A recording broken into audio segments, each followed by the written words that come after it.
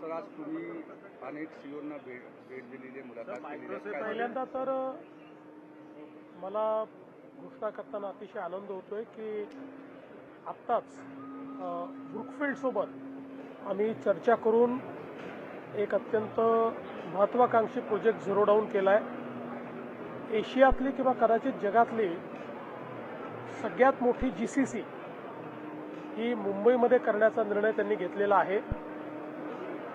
जवळपास 20 lakh square foot ही GCC असणार आहे.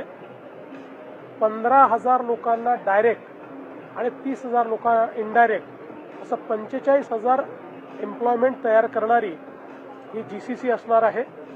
आणि आपला जो प्रयत्न आहे की महाराष्ट्राला GCC कॅपिटल करायचं, त्या दृष्टीनं ही बैठक अत्यंत पॉझिटिव्ह झालेली आहे आणि त्यांनी जवळपास तो निर्णय घेतला. लवकरच त्या संदर्भात आम्ही त्यांच्यासोबत MOU देखील साईन करू.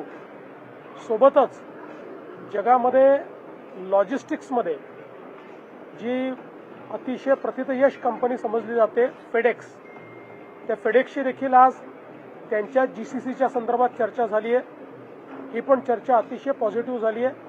आणि केवळ GCCच नाही तर त्यांचे डिफरंट ऑपरेशन्स हे कसे मुंबई आणि न्यू मुंबई या भागामध्ये आपल्याला आपल्या एअरपोर्टच्या विसिनिटीत आणता येतील, त्या दृष्टीनं खूप सकारात्मक चर्चा त्यांच्याशी झाली आहे. आज सगळ्यात महत्त्वाचं म्हणजे मायक्रोसॉफ्टचा जो इव्हेंट आहे AI टूर, त्याच्यामध्ये आज श्री सत्या नडेला यांचे कीनोट ॲड्रेस होता, त्याला मी उपस्थित होतो. त्या कीनोट ॲड्रेसमध्ये त्यांनी महाराष्ट्रासोबत एक जो काही आपण त्या ठिकाणी प्लॅटफॉर्म तयार केलेला आहे क्राईम AIOS, त्या प्लॅटफॉर्मची फिल्म देखील दाखवली आणि आर्टिफिशियल इंटेलिजन्सचा उपयोग करून कशा प्रकारे आपण क्राईम कंट्रोल करू शकतो याचं जे महाराष्ट्राने उदाहरण तयार केलं आहे मायक्रोसॉफ्टसोबत, ते शोकेस करण्यात आलेलं आहे. त्यानंतर त्यांच्याशी माझी 1-on-1 मीटिंग देखील झाली आणि त्या बैठकीत इतरही क्षेत्रांमध्ये आपल्याला AI कसा त्या ठिकाणी यूज करता येईल आणि गव्हर्नमेंट ऑफ महाराष्ट्रासोबत AI को पायलट्स कसे तयार करता येतील याच्यावर चर्चा झाली.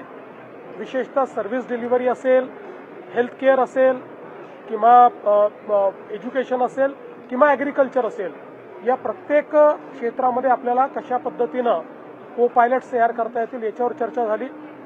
आपल्याला कल्पना आहे की नुकतंच माननीय प्रधानमंत्र्यांशी भेटून त्यांनी आजपर्यंतची मायक्रोसॉफ्टची सगळ्यात मोठी इन्व्हेस्टमेंट घोषित केली आहे, जवळपास $17 बिलियन. मी त्यांना हे सांगितलं की त्या इन्व्हेस्टमेंटमध्ये आपण महाराष्ट्राचा विचार करावा आणि त्यांनी देखील सांगितलं की निश्चितपणे आम्ही जे काही वेगवेगळे ठिकाणांचा विचार करतोय त्यात एक महाराष्ट्र अतिशय प्रामुख्यानं आहे. आत्ता देखील त्यांची बिगेस्ट इन्व्हेस्टमेंट ही महाराष्ट्रामध्येच आहे.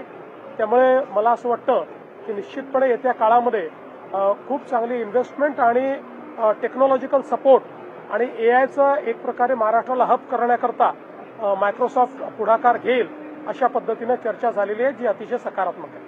सर, तुम्ही ज्या पद्धतीने सांगतायत की क्राईमसाठी विशेष करून याचा मोठा फायदा होतोय, सायबर गुन्हे गेल्या काही वर्षांमध्ये वाढलेले पाहायला मिळतात, त्यामुळे त्याच्यासाठी कशा पद्धतीने आपण आता जे मार्वल तयार केलेलं आहे, जसं मी तुम्हाला मगाशी सांगितलं, जसं आता इथे मायक्रोसॉफ्टच्या याच्यात एक खाली त्या संदर्भात आपण एक हे देखील लावलेलं आहे, त्याचं डेमॉन्स्ट्रेशन देखील लावलेलं आहे. हे असं टूल आपण तयार केलं आहे की सायबर क्राईम आणि फायनान्शियल क्राईममध्ये इतकं फास्ट डिटेक्शन होतं, ज्या डिटेक्शनला तुम्हाला 3-3, 4-4 महिने लागायचे ते 24 तासात होत आहे. आणि त्यातनं लोकांचे पैसे वाचतायत, आपण गुन्हेगारांना अटक करतोय, प्रिव्हेंटिव्ह देखील आपण करू शकतोय, आपण एक प्रकारे प्रेडिक्टिव्ह देखील करू शकतोय.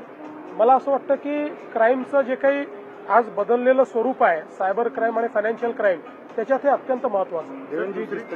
दुसरीकडे जर बघितलं असेल तर तुम्ही ज्या पद्धतीने मुंबईमध्ये एक प्रोजेक्ट येणार आहे, पण महाराष्ट्रातल्या दुसऱ्या आणखी कुठल्या भागांमध्ये अशा पद्धतीचा प्रोजेक्ट असणार? आता GCCचं जे रेव्होल्युशन आहे ते पहिल्या टप्प्यामध्ये मुंबई आणि पुण्यात आपण कॅच करणार आहोत, किंवा मुंबई पुणे जो कॉरिडॉर आहे त्याच्यामध्ये आपण कॅच करणार आहोत आणि त्याच्यानंतर ते Tier 2 सिटीजमध्ये जाईल.